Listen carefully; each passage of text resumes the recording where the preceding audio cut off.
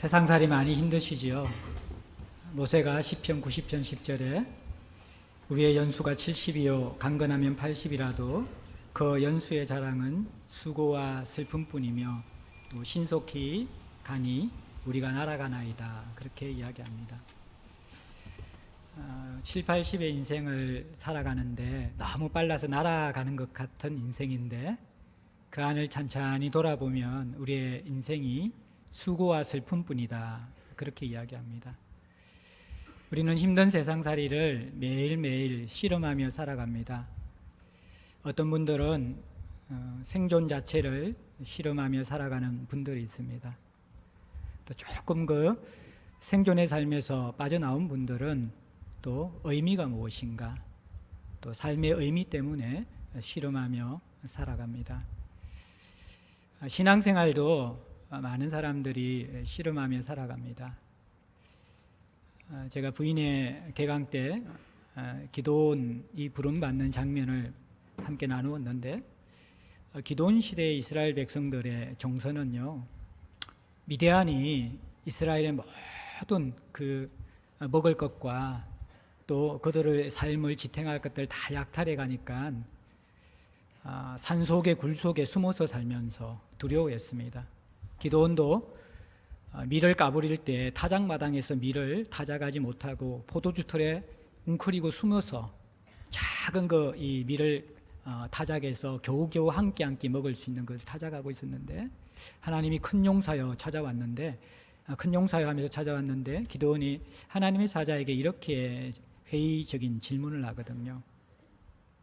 하나님이 살아계시면, 하나님이 함께 계시면 어찌하여 우리에게 이런 일이 일어납니까? 지금 우리에게 일어나는 이 현실을 보니까 하나님은 이제 우리를 버리셔서 미디안의 손에 붙인 것이 분명합니다. 그렇게 탄식하며 회의합니다. 세상살이의 힘듦도 우리에게 고통이지만 신앙생활하면서 성도들의 어려움은 내 삶 가운데서, 또 좀 더 크게는 이 암울한 세상 가운데서 하나님의 임재를 경험하지 못한다라는 것입니다. 하나님 어찌하여 우리를 버리십니까? 하나님 우리의 인생에 간섭하지도 않고 관심도 없는 것 아닙니까? 하나님이 함께 계시면 어떻게 이런 일이 내 인생에, 그리고 이 세상에 나타날 수가 있습니까?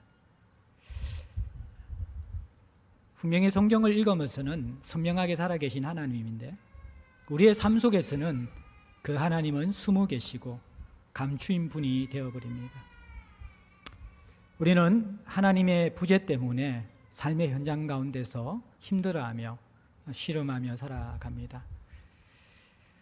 저는 오늘 여러분과 함께 이 부분을 나누려고 합니다.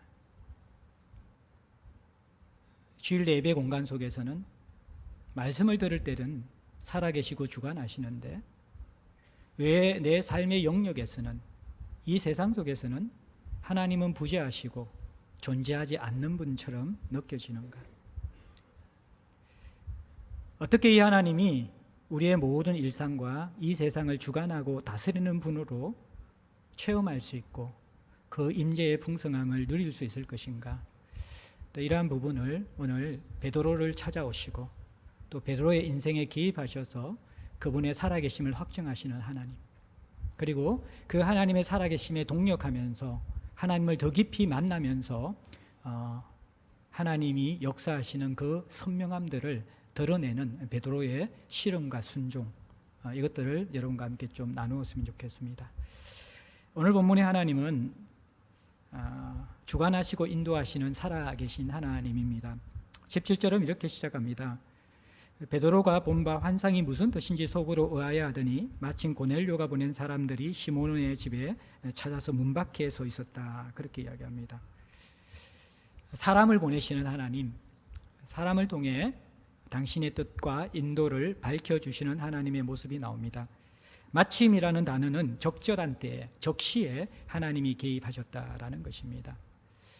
베드로는 하나님으로부터 환상을 받았지만 그 의미를 제대로 깨닫지 못한 채 더 선명한 하나님의 인도를 구하고 있었습니다. 근데 마침 그때에 하나님은 역사하고 계시는 것이죠. 베드로의 환상의 잠재가 남아있을 때, 아직도 선명하게 환상의 그림들을 붙잡고 있는 그 가운데 그 적시에 또 사람을 보내셔서 하나님은 역사하고 계십니다. 이들은 참 충성스러운 사람들이죠. 고넬료가 그 전날 오후 3시쯤 돼서 먼저 환상을 봤습니다. 기도 중에 오후 3시에 기도했다고 그랬잖아요. 그죠? 그때 내 구제와 기도가 상달되었다 말씀하시면서 하나님이 너를 기억하는데 요바에 있는 시몬 베드로를 초대하라 지시하십니다. 그 지시를 듣고 수하의 사람 3사람을 요바로 보내는 것이죠. 이제 오늘 이 본문은 21시간이 지난 그 다음날 12시 정오쯤 되는 시간입니다.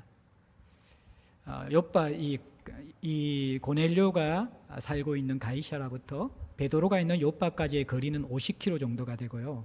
쉬지 않고 12시간을 걸어야지 도착할 수 있는 거리입니다. 21시간이 지났잖아요. 그죠? 아마 이 환상을 듣고 이제 요바로 갈 차비를 하고 늦은 오후 시간에 이 사람들이 출발했겠죠. 그 당시에는 밤에는 길을 걸을 수 없었기 때문에 어두워서 도저히 더 이상 걸을 수 없을 정도까지 열심히 걷고 그 다음날 아침에 일찍 일어나서 정오까지 이렇게 걸어야지 도착할 수 있는 시간인 것이죠.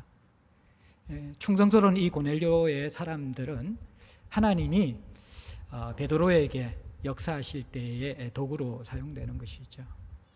하나님은 준비된 사람 또 충성된 사람들을 우리에게 붙여주시면서 우리의 인생을 인도하십니다. 저는 참 사람 복이 많은 사람이에요. 왜 그런가 보니까요, 사람이 좀 어수룩하고 부족한 게 많아 보이니까 뭔가 좀 도와줘야 될 구석이 좀 있는 것 같아요. 그래서 제 주변에 참 그런 분들이 많았습니다. 필요를 채워주시는 분들도 많으셨고요. 또 중요한 고비 때 결정을 해야 될 때 하나님은 항상 그때 지혜로운 조언을 할 수 있는 동력자들을 옆에 붙여주셔서 하나님의 뜻을 전달해 주었습니다. 하나님 사람들을 통하여서 우리 인생을 선하고 선명하게 인도하실 때가 많이 있습니다. 또 하나님께서 오늘 베드로를 인도하시는 방법은 사람들뿐만 아니라 직접 말씀하시면서 베드로를 이끌어가고 계십니다. 자신의 살아계심을 보여주십니다. 이 사람들이 집 앞에 찾아와 있을 때 베드로의 고민은 계속되었습니다. 19절에 베드로가 그 환상에 대해서 생각할 때 성령께서 베드로에게 말씀하셨습니다. 두 사람이 너를 찾고 있다. 일어나 내려가 의심하지 말고 함께 가라. 내가 그들을 보냈다. 그렇게 말씀하십니다. 사람을 보내셨지만 또 베드로에게 하나님께서 살아계시고 인도하시는 것을 더 선명하게 하시기 위해서 이제는 성령께서 직접 말씀하시는 것이죠. 이 사람 내가 보낸 사람이다. 내려가라. 그렇게 말씀하고 계시는 것이죠. 성도는 사람들을 통하여서 하나님의 도움을 경험할 수 있습니다. 보이지 않는 하나님이 우리의 삶에 개입하실 때 사람을 통해서 개입하시고요. 또 하나 성도들에게는 말씀 속에서 개입하십니다. 말씀을 통하여 개입하십니다. 저는 하나님의 인도를 받으면서 가장 많이 받는 것이 말씀입니다. 기도 속에서 말씀을 통한 인도를 많이 받습니다. 영혼의 이 감각이 하나님 앞에 살아나면요, 내가 생각하지도 않았던 또 내가 그 방향을 보지도 않았던 그곳에서 말씀이 들려옵니다. 그리고 하나님의 뜻이 분별될 때가 많이 있는 것이죠. 우리의 이성에 의해서만 인생을 살아갈 수가 없습니다. 성도는 하나님의 말씀을 통하여서 살아가는 사람들이죠. 지금 베드로 앞에 도착한 사람들은 이방인들이에요. 유대인들은 이방인과 교제하는 것이 금지되어져 있습니다. 말씀의 지시가 아니면 베드로는 그들을 거절했을 것입니다. 하나님은 그 틀을 깨시면서 말씀으로 베드로에게 다가오셔서 가르쳐 주시는 것이죠. 말씀에 들음이 없는 사람들은 자신의 틀을 깨지 못하고 자신의 생각과 경험의 틀을 벗어나지 못합니다. 말씀만이 우리의 영역들을 열어가는 것이고 이 말씀을 깊이 듣는 사람만이 민감하게 하나님의 일하심들을 경험할 수 있는 것입니다. 또 하나 하나님께서는 이제 말씀뿐만 아니라 또 하나의 인도 방법이 있는데 베드로가 고넬료가 보낸 사람들을 만나보니까 고넬료가 보낸 사람들이 베드로에게 두 가지의 핵심을 전달합니다. 하나는 고넬료가 어떤 사람인가를 전달하는 것이죠. 고넬료는 하나님을 경외하는 사람이고 또 거룩한 유대인이고 유대교 신자이고 이 사람의 선행과 이 사람의 삶을 온 유대인들도 유대 족속들도 칭찬하고 있다라고 그렇게 소개합니다.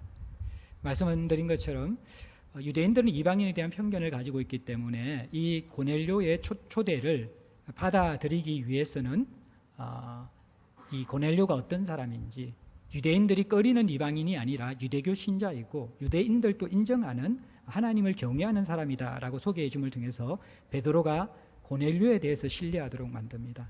뿐만 아니라 고넬료가 베드로를 초대하는 것을 더 신뢰하도록 만들기 위해서 당신을 찾아온 이유가 천사의 지시 때문이다 이야기합니다. 하나님의 초자연적인 이거 보고 그랬군요.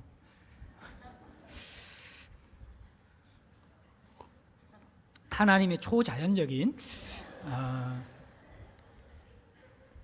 일하심이 이 사건에 개입되어 있다라고 이야기하는 것이죠. 예? 베드로가 이것에서도 확신을 가질 수 있는 것이죠. 하나님이 원하시구나. 하나님이 정말 원하시기 때문에 초자연적으로 개입하셨구나. 이것은 영파여고가 지난주에 축제를 했습니다. 예, 그때 사용된 물품으로 사료됩니다. 너무 신경 쓰지 마시고. 예. 하나님의 인도하심이 점점 더 선명하고 강력해지죠. 그죠? 사람들을 통해서 내가 하나님이 개입하시고요. 그다음에 뭘로 개입하셔요? 말씀으로. 직접 그 뜻을 더 선명하게 들을 수 있도록 개입하시고, 더 나아가셔서 어떻게 개입하세요? 초자연적인 기적을 통하여서 하나님이 개입하고 계시는 것이죠. 선명하게 하나님이 오늘 살아계시고 주관하시는 분으로 나타납니다. 하나님은 무신론자의 하나님이 아니죠. 존재하지 않는 하나님, 죽은 하나님이 아닙니다. 또 이신론자의 하나님도 아닙니다. 이신론자는 하나님을 시계공으로 생각하는 사람들이지요. 하나님이 계시기는 하는데 처음 세상을 창조하실 때 시계공이 정밀하게 시계를 만들 때는 그 시계공이 개입을 하지만 그 이후부터 시계는 자동으로 그 메커니즘에 따라서 돌아가는 것처럼 이 세상은 지금은 하나님이 다스리지 않고 그냥 자연스럽게 스스로 돌아가고 있는 것이다. 이 이신론자들입니다. 무신론자들이나 이신론자들은 지금 우리가 당하는 현실과 세상의 아픔 속에 하나님은 존재하지도 않고 개입하지도 않는 분입니다. 그런데 오늘 베드로에게 다가오시는 하나님은 선명하게 살아계신 하나님이시죠. 더 선명하게 주관하시고 분명히 알아듣도록 그분의 살아계심을, 그분의 인도하심들을, 우리 인생을 주관하시는 분이심을 드러내는 분입니다.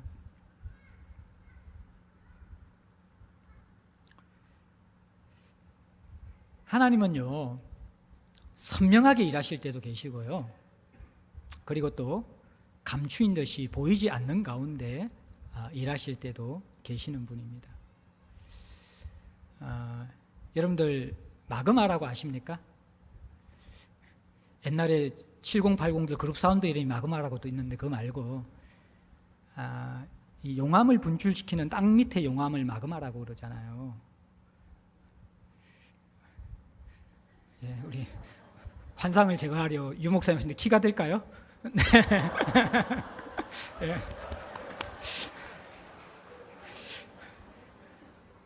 제가 수십 시간을 들여서 설교하고 나서 박수 받은 적은 한 번도 없는데 풍성 한 번 잡고 나서 박수 받을 수 있네요.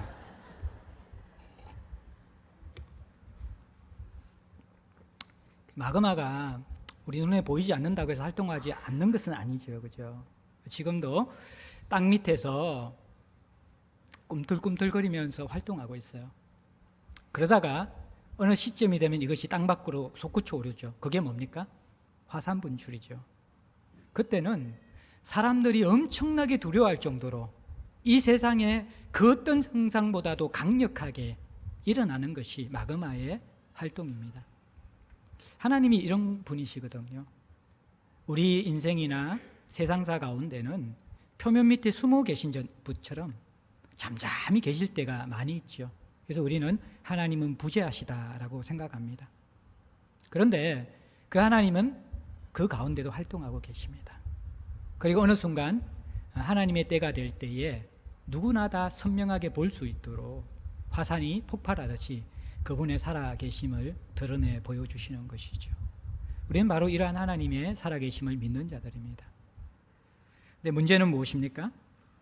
우리가 이 폐역하고 거스리는 세상을 살아가고 세상은 악하고 우리는 약하기 때문에 이 세상 가운데 우리의 영혼의 촉이 다 무뎌져서 하나님은 여전히 일하시고 살아계신데 우리는 그것을 느끼지도 못하고 경험하지도 못하는 그러한 영적 수준에 머물러 있기 때문에 우리는 지금도 살아계신 하나님이 계심에도 불구하고 하나님의 부재를 느끼고 살아가는 것이죠.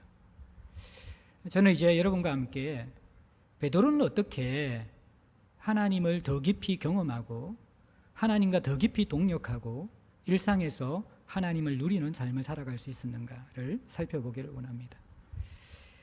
베드로는 두 가지 하나님과 연결하는 영적인 촉매제가 있었습니다.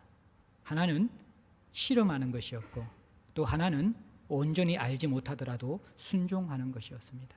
이 두 가지가 부재하는 세상에서 하나님을 경험하는 영적 촉매자라는 것입니다. 17절에 베드로는 환상에 대해서 무슨 뜻인지 속으로 의아해했다 그렇게 이야기합니다. 무슨 뜻인지 몰라서 당황스러웠다라는 것입니다. 그리고 19절에 베드로가 그 환상에 대해서 생각할 때라고 이야기합니다. 이 생각할 때라는 이 단어의 뜻은요, 어떤 일에 대하여 철저하고 진지하게 집요하게 그것을 물고 늘어지며 생각하고 있는 모습입니다. 베드로는 하나님이 주신 환상을 흘려보내는 것이 아니라 실험하면서 붙잡고 생각하고 있었습니다.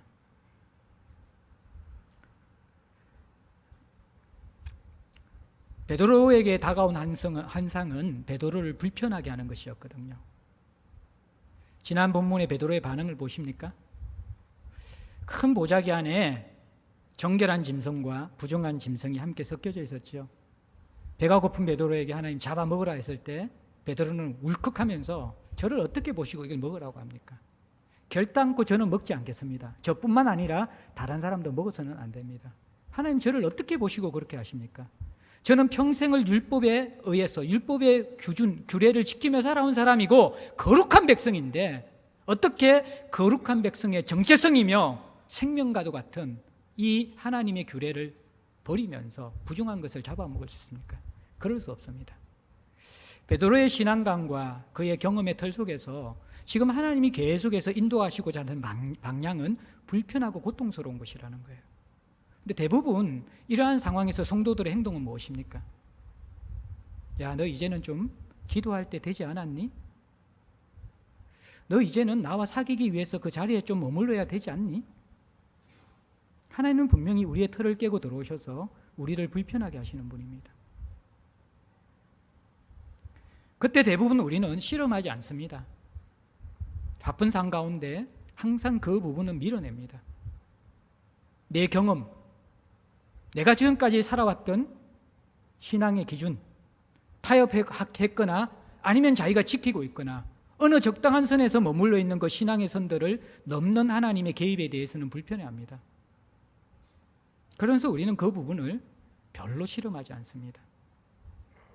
메시지 때 잠시 충격적으로 다가오지만 돌아선 그 자리에서 이미 그 흔적은 사라져버립니다. 우리는 여전한 일상으로 돌아가고 여전한 평상시의 삶 속에서 머물러서 살아가는 것이죠. 그 속에서 영적인 감각은 깨어날 수 없다라는 것입니다. 우리는 우리를 불편하게 하는 것, 특별히 하나님께서 우리를 흔드시면서 들어오셔서 우리에게 질문을 던지시는 것, 우리의 삶을 회의하게 하시는 것, 그동안 살아왔던 우리의 삶을 불편하게 하시는 것들, 그 부분을 붙잡고 실험해야 돼요. 왜냐하면 그것이 바로 우리를 성숙으로 이끄시는 하나님의 방법이기 때문입니다. 성숙은 내 틀을 깨는 것입니다. 이전에 안정과 편안한 것에서 결별하는 것입니다. 새로운 하나님의 요구에 대해서 내가 반응하는 것입니다. 내가 어느 정도 자랐기 때문에 과거의 신앙의 수준에서 머물러 있지 않고 한 걸음 더 나아가기 위해서 과감하게 모험으로 용기를 내어 나아가는 것입니다. 그 과정 속에서 반드시 필요한 것은 깊은 실험입니다. 몸부림치는 것입니다. 요즘 제가 금요 예배 때 사무엘서를 마치고 시편을 설교하고 있습니다. 원래는 열왕기 상하로 넘어갈까, 순서대로 역사서의 순서는 이제 열왕기 상부터 들어가야 되는데, 또 사무엘 상하하고 열왕기 상하고 조금 이렇게 다르긴 하지만 창세기로 갈까 고민하다가 에라 시편이나 하자 결정했습니다. 시편이나 그래. 제 시편이 만만한 게 아니고 시편이 되게 중요한데 한 편 한 편 끊어지고 언제든지 다른 본문으로 바꿀 수 있기 때문에 제가 시편을 이제 제가 3편까지 설교했는데, 이게 예기치 않는 하나님의 선물인 거예요. 참 성도들이 정서적으로 힘들어하는 시대거든요. 영혼이 신음하는 시대인데 이 시편이 그 부분을 건드려 주니까요, 성도들이 너무 좋아하는 거예요. 이 시편 말씀을 들으면서 마음이 답답한 분들, 정서가 회복되고 싶은 분들, 기도의 문을 열고 싶은 분들, 금요 예배 참석하십시오. 공익 광고입니다. 시편을 계속 제가 좀 나누고 있는데, 시편을 나누면서 참 놀라운 게 뭐냐 그러면요, 1편과 2편은 150편에 대한 시편 전체의 서론이에요. 하나님이 우리에게 요구하시는 정체성은 주야로 율법을 묵상하는 시냇가에 심은 나무라는 거예요. 악인의 깨와 죄인의 길과 오만한 자의 자리에 앉는 세상의 가치관과 생활 양식과 그것이 우리에게 굳어진 사람이 아니라는 거예요. 2편은요, 너희들이 이 복 있는 사람으로 살아가지만 세상이 만만치 않아할 것이고 우리를 조롱하고 비웃을 것이라는 거예요. 하나님의 승리는 약속되었다라는 거예요. 하나님은 시온에 새로운 새 임금 왕을 세울 것인데 그분은 바로 예수 그리스도이고 그 후손인 우리들이라는 거예요. 우리와 세상과의 싸움은 철막대기와 질그릇의 싸움이라는 거예요. 철막대기, 철장이 누구입니까? 예수 그리스도와 그를 따르는 성도들이고, 질그릇이 바로 이 세상의 모습이라는 것입니다. 우리의 모습은 반대죠. 세상이 철막대기고 우리는 질그릇이죠. 하나님이 이것을 역전시켜버리면서 궁극적인 승리는 너희의 것이라고 선포해 주십니다. 자, 1편, 2편의 이 서론을 듣고 나면 3편부터는 찬양과 감사가 터져 나와야 되잖아요. 근데 시편 3편부터 14편까지 12편의 시의 내용이 뭔지 아십니까? 고난 중에 있는 시인의 비탄과 한탄시입니다. 신음하는 비탄시가, 한탄하는 시가 3편부터 14편입니다. 저는 이 시편을 보면서 너무 마음의 위로가 되는 거예요. 야, 내가 복 있는 사람인지 알지만, 궁극적인 하나님 나라의 유업을 얻는 승리자인지를 알지만 세상이 만만치 않다라는 거예요. 이 신라곤을 살아가는 성도들의 일상적인 정서는 비탄이라는 거예요. 탄식과 한숨이라는 거예요.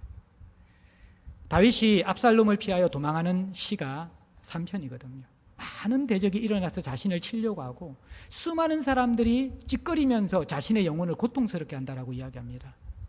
그런데 다윗이 이 암울한, 하나님이 부재하는 것 같은 이 현실 속에서 새로운 현실을 여는 이중시선, 새로운 현실이 열려지는데 그 시선을 여는 문이 뭐냐 그러면 부르짖더니 부르짖을 때라는 단어가 있습니다. 실험한다라는 것은 부르짖는다라는 것이거든요.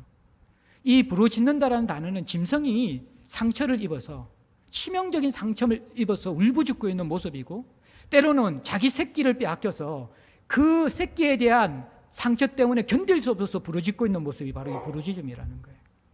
다윗은 그렇게 하나님 앞에 부르짖고 있었던 것이죠. 그것이 어떻게 보면 이 세상을 살아가는 성도의 실존이고, 우리가 하나님 앞에 영혼이 깨어나서 그분과 연결되기 위해서 나아가는 촉매제가 바로 그 부르짖음 안에 있다라는 것입니다.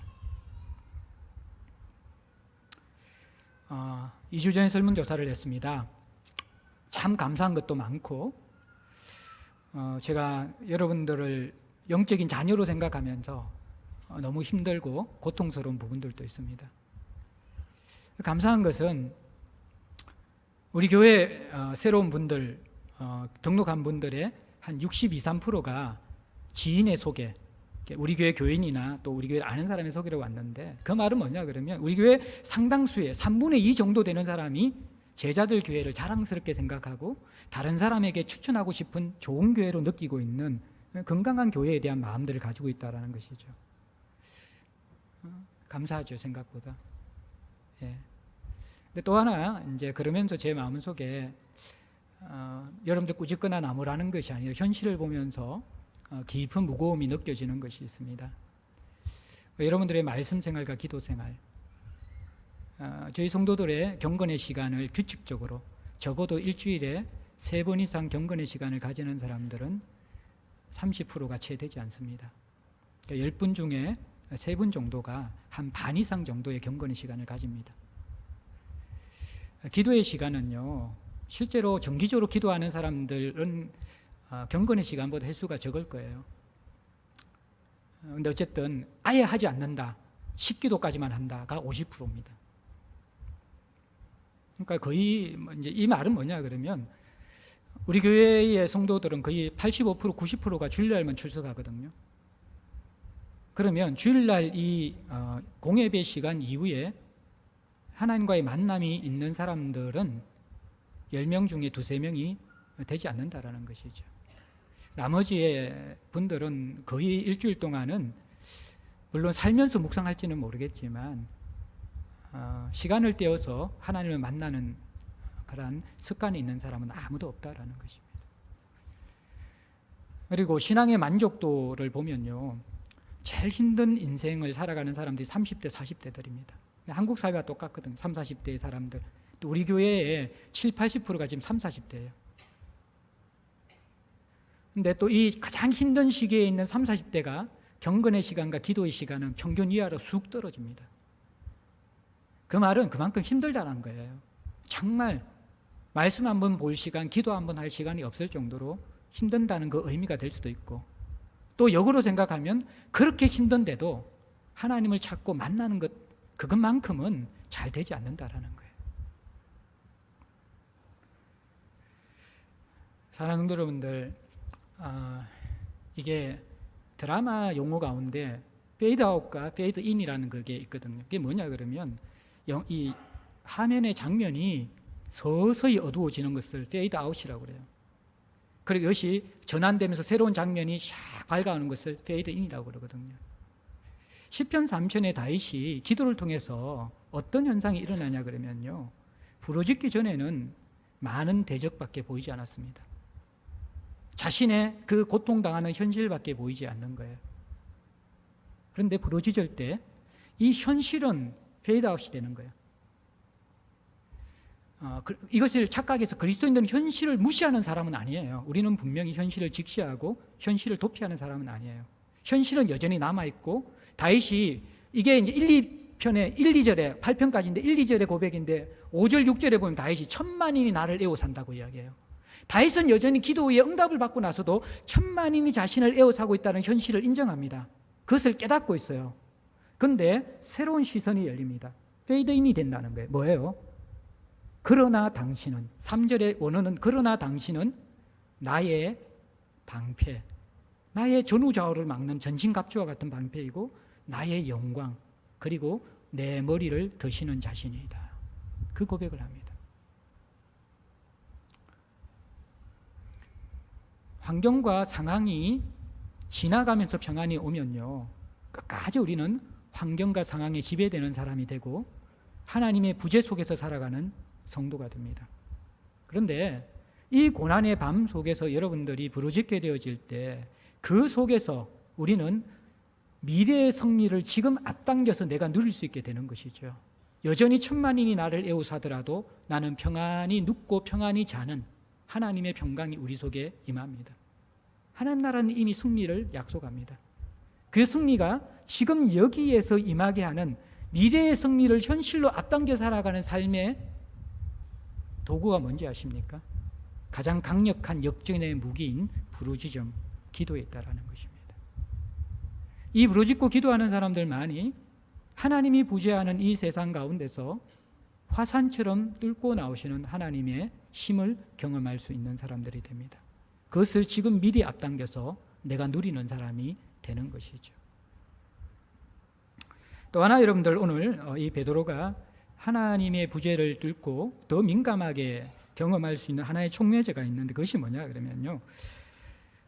19절 20절에 보면 성령께서 그에게 말씀하시되 두 사람이 너를 찾으니 일어나 내려가 의심하지 말고 함께 가라 내가 그들을 보내었다 이야기합니다.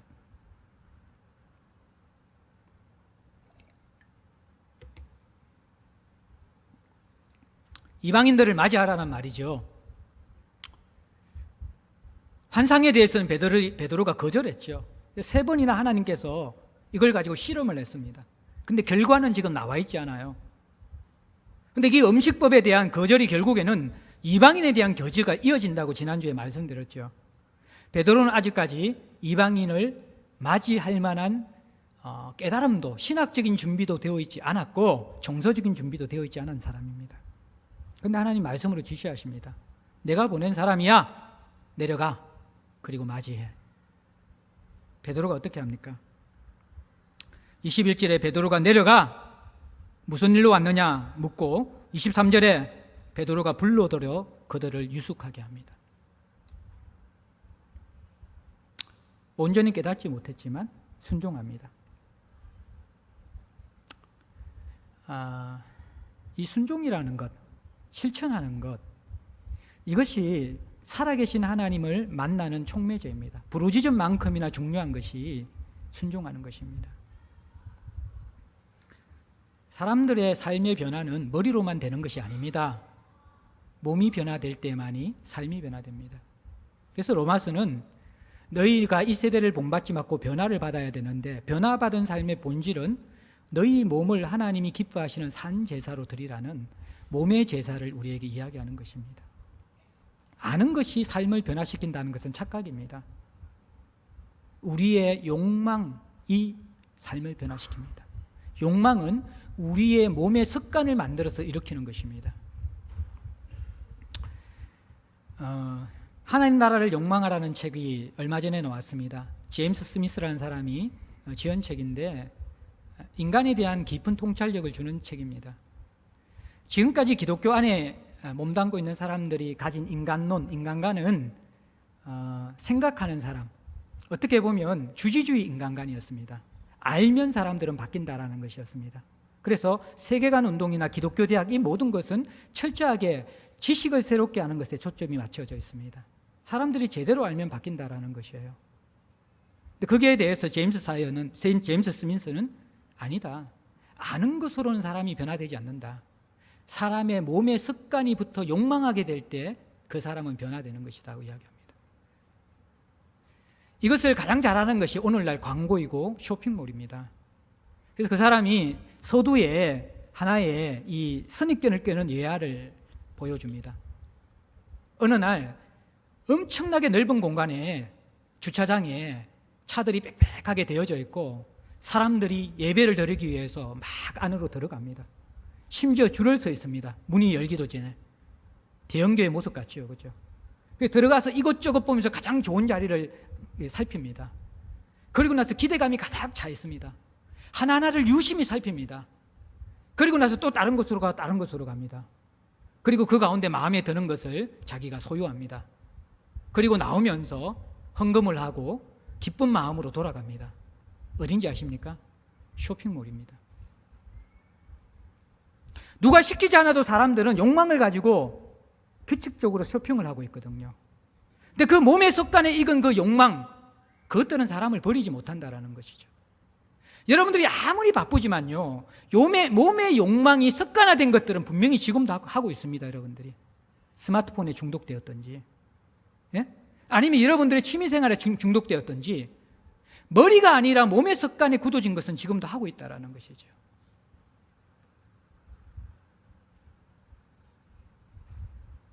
세상은 우리를 몸으로 교육시키거든요. 근데 교회에서는 머리만 교육시키려고 하고 있습니다. 게임이 되지 않습니다. 사람은 몸이 교육된 대로 살아가는 사람이지 머리가 아는 대로 살아가는 사람이 아니라는 것입니다.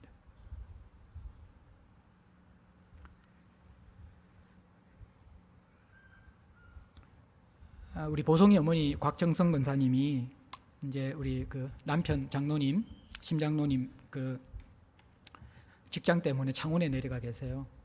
처음에는 우리 교회 오고 싶어서 늘 그렇게 말씀하셨어요. 제자리 교회 와서 너무 좋은 것이 정말 이 말씀을 들을 수 있는 예배와 그리고 체계적으로 신앙을 가르치시는 부인의 모임이 너무너무 좋아서 평생을 그런 경험을 못했는데 너무너무 행복하다고 그랬어요. 근데 사실 저는 그 말이 들리기보다 또 하나의 고백을 하셨는데 근데 고향교회도 너무 좋다는 거예요. 본래 그게 고향이시거든요. 뭐가 좋으시냐 그러니까 고향교회의 구성원들은 다 60대 이상입니다. 권사님이 우리 교회에서는 가장 나이가 많이 드신 축에 속하는데 그 교회에서는 최고 어린 막내입니다. 근데 어떤 모습이 그 교회는 있냐 그러면요, 뭐 성경을 포르헤치는 강해 설교도 없고 주중에 모여서 성경 공부하는 교육 프로그램도 하나도 없는데 그냥 공예배밖에 없습니다. 새벽 예배 공예배밖에 없는데 놀라운 것은 주중 예배나 수예배나 숫자의 변동이 별로 없다라는 거예요. 그리고 더 놀라운 것은 대부분 모든 성도들이 예배 시작 30분 전에 이미 다 자리에 앉아 있어요. 그리고 인도자도 없고 아무도 없는데 그냥 자기들끼리 찬송을 부르면서 기도하면서 막 이 기쁜 마음으로 행복하게 예배를 준비하고 있다라는 거예요. 어떤 예배가 풍성한 예배일까요? 어떤 예배에서 성도들이 힘을 얻을까요? 어떤 예배에서 삶을 살아갈 수 있는 채워짐이 있을까요?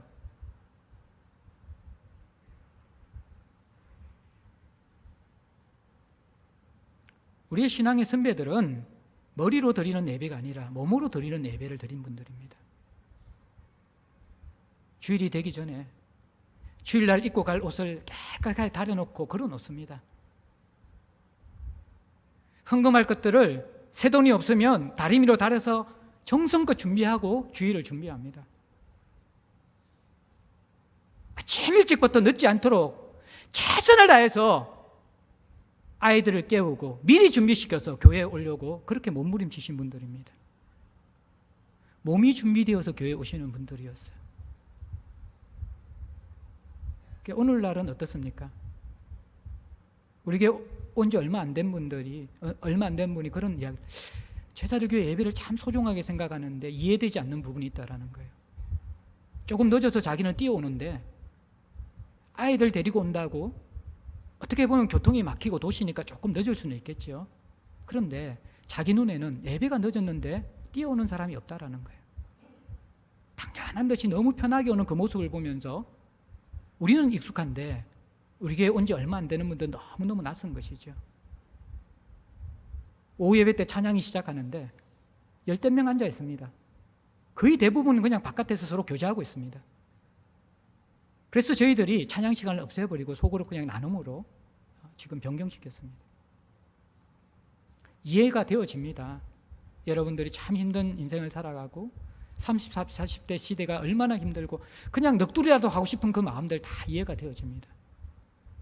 근데 그것이 1년 52주 계속 지속되어지고 우리의 피곤함이 1년 52주 계속 지속된다면 우리의 몸의 습관은 그것으로 들여지는 것입니다.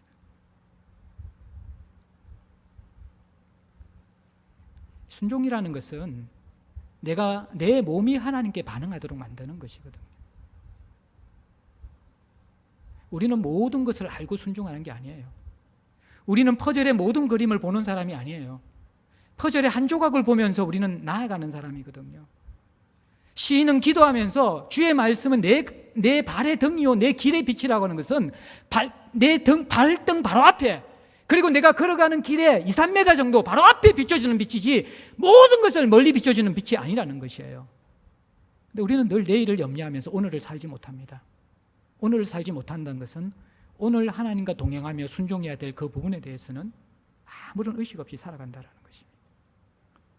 다 알아서 순종하는 것이 아니라 순종해 가면서 알아가는 것이 신앙생활이라는 거예요. 하나님이 살아계시고 주관하시고 역사하시는데 우리는 하나님이 부재하시고 내 인생을 버렸다고 탄식하십니다.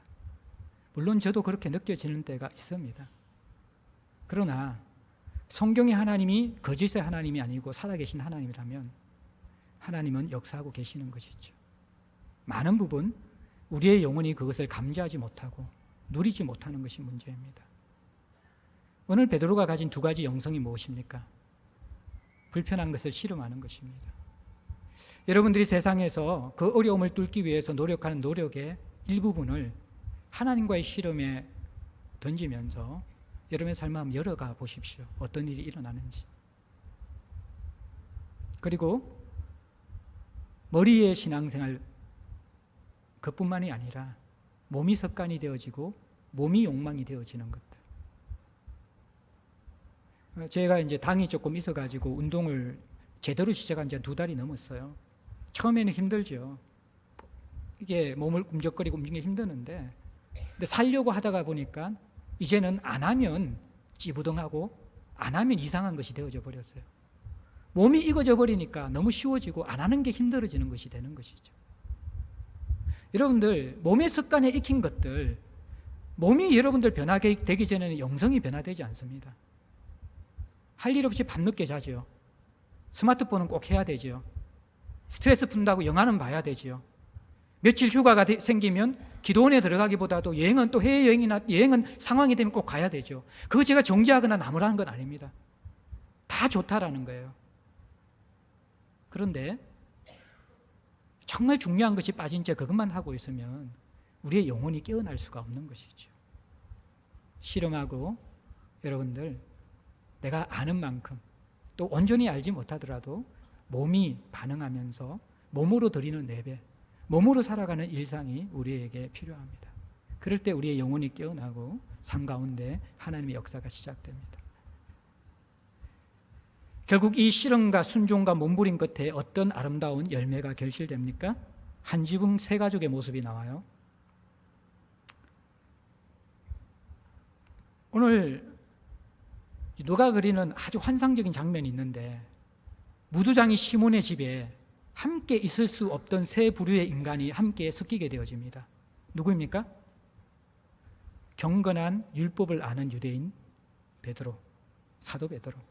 그리고 또 뭐예요? 유대인이지만 부정한 직업을 가지며 사회로부터 격리받은 무두장이 시몬. 또 하나는 서로가 사람 취급하지 않고 있었던 이방인 고넬료의 사람들. 어떻게 보면 불편한 동거죠. 이질적인 사람들입니다. 그런데 이들이 한 지붕 안에서 함께 밤을 지새워 유숙하는 모습이 등장합니다. 이방인들은 유대인에 대해서 편견을 가지고 있었습니다. 유대인들은 돼지고기를 먹지 않고, 그 맛있는 돼지고기를 먹지 않고 일주일에 하루는 꼭 쉬어야 된다고 우기고, 그들이 가장 중요하게 생각하는 신들에게 드리는 제사나 황제를 숭배하는 경기, 그 일상의 축제에는 참여하지 않는 비사회적이고 저항적인 사람들로 생각하고 있어서 싫어했습니다. 또 오해도 있었는데, 이들은 이방 신전에 있는 값비싼 물건이나 음식, 맛난 음식들을 훔쳐가는 사람들 유대인들이라고 생각했어요. 왜냐 그러면 하나님 외에 참신이 없다고 믿었기 때문에 가짜 신이 있는 그 신전의 그 모든 것들을 두려움 없이 훔쳐갈 수 있는 사람은 유대인밖에 없다고 생각했기 때문에 그들을 의심하고 있었어요. 불편하게 생각했어요. 유대인들은 이방인들과 상종도 하지 않았고, 그들의 집안에 들어가서 교제하는 것도 금지되어졌고, 식탁 교제는 불가능한 것이었습니다. 이들이 가진 오해 중 하나는, 이 이방인들은 성문화가 너무 문란했고 자주 낙태가 행해지고, 그 낙태된 아이들이 집 마루바닥에 버려졌기 때문에 이방인 집에 들어가는 것은 불결한 것이라고 생각하면서 교제를 하지 않은 그 오해가 있었습니다. 이러한 편견과 오해가 가득한 이방인과 유대인이, 그리고 유대인 속에서도 율법을 정하게 생각하는 사도 베드로와 부정한 직업을 가지고 있는 무두자미 시몬이 한 집안에서 동거합니다. 우리가 하나님의 인도를 따라가고 이 세상 가운데 하나님의 임재를 느끼면서 일어나는 현상은 나 잘 먹고 잘 사는 것으로 끝나는 것이 아니라는 것입니다. 내 문제 해결되어지고 내 인생이 피어지는 것, 물론 그것이 분명히 있을 수 있습니다. 그러나 하나님께서 우리를 실험하게 하시고 성숙시키시고 그 하나님의 임재 속에 들어오게 하시면서 보여주시는 것이 무엇인지 아십니까?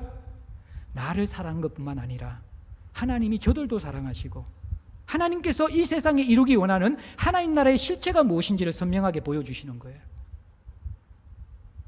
가장 급진적인 혁명이 뭔지 아십니까? 사회를 전복시키는 것이 혁명이 아니라는 거예요. 악한 세력을 다 무찌르는 것이 혁명이 아니에요. 예수께서 이 땅에 오셔서 하나님 나라를 이루실 때 하신 가장 급진적인 혁명이 무엇입니까? 유대인들이 예수님 잡아 죽인 것은 그들이 원하는 무력적인 급진적인 혁명을 행하지 않았기 때문에 잡아 죽였지만, 예수님은 가장 급진적인 혁명을 행하셨습니다. 무엇입니까? 십자가에서 막힌 담을 허무시는 것이죠. 사랑으로 그 모든 것을 녹여내는 것이죠. 세상이 할 수 없는, 무력으로 할 수 없는 가장 급진적인 것이 무엇입니까? 이방인과 유대인이 한 집안에 함께 동거하는 것입니다. 이 실체가 이미 지금 드러나고 있고 나타나고 있는 것이죠. 왜 우리가 하나님 나라의 실체를 경험하지 못합니까? 하나님의 임재를 못 느끼기 때문에 그렇습니다. 왜 하나님의 임재를 느끼지 못합니까? 하나님이 살아계시지 않나요? 숨어 계실 때가 있지요. 우리의 영혼의 촉이 굳어져 있기 때문에 그렇습니다. 실험하고 우리가 몸으로도 순종하게 되어질 때 하나님은 우리 속에 성큼 다가오십니다. 사랑하는 성도 여러분들, 삶이 점점 어려워지는 시대를 살아가고 있습니다. 하나님의 부재를 경험하고 한숨과 탄식이 일어나는 세상입니다. 어떻게 살아가시고 싶습니까? 하나님은 마그마처럼 땅 밑에서 일하실 때도 있고 화산처럼 강력하게 그분의 임재와 살아계심을 드러내 보이실 때도 있습니다. 우리는 주님 나라 가는 그날까지 죽은 하나님이 아니라 부활하신 하나님을 믿고 따라가는 사람들입니다. 어떻게 그 하나님과 연결되시길 원합니까? 어떻게 하나님의 부재가 페이드아웃되고 하나님의 임재가 페이드인되어지는 그러한 인생을 살아갈 수 있나요? 한번 실험합시다. 어차피 힘든 세상인데 가치 있는 것으로 실험합시다.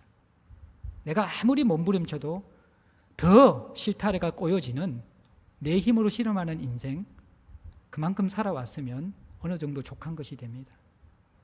새로운 실험하는 것, 새로운 시선이 열려지는 그 초대가 우리에게 필요할 때입니다. 그리고 우리의 존재의 일부분을 가진 신앙생활, 그것이 아니라 전 존재가 반응하는 신앙생활.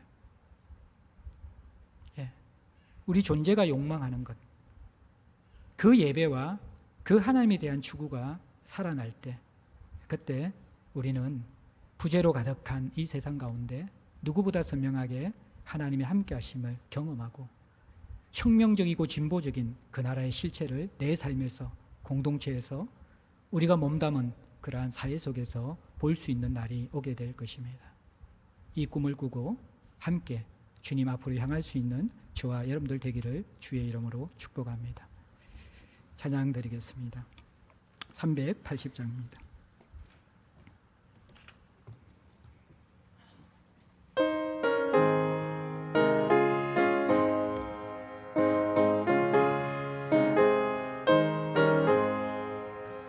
나의 생명 되신 주 주님